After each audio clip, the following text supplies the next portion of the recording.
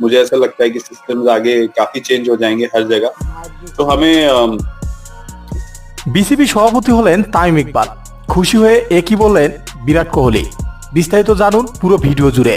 দর্শক, দীর্ঘদিন ধরে ভক্তদের মনে একটাই আশা ছিল যে পাপনকে হটিয়ে মাশরাফি বিন মুর্তজাকে বিসিবি সভাপতি বানানো হোক, কিন্তু ভক্তদের সেই আশায় পানি ঢেলে দিলেন আসিফ মাহমুদ। কেননা পাপনের পদত্যাগের পরপরেই আসিফ মাহমুদ জানালেন ভিন্ন কথা। শুধু তাই নয়, বিসিবির দায়িত্বে প্রায় পেয়ে যাচ্ছিলেন বাংলাদেশ জাতীয় দলের সাবেক অধিনায়ক ফারুক আহমেদ।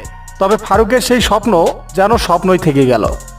এছাড়াও আসিফ মাহমুদ নিজেই বলেছেন, ফারুক মাশরাফি নয়, পরবর্তী বিসিবির সভাপতি হবেন দীর্ঘদিন মাঠের বাইরে থাকা তামিম ইকবাল খান। আর এটা শোনার পরপরেই হঠাৎ লাইভে এসে বিরাট কোহলি বলেন, এটা সঠিক সিদ্ধান্ত নিয়েছে ক্রীড়ামন্ত্রী, এমন অভিজ্ঞ একজনেই বিসিবির সভাপতি দরকার। এমনকি বিরাট কোহলি আরও বলেন,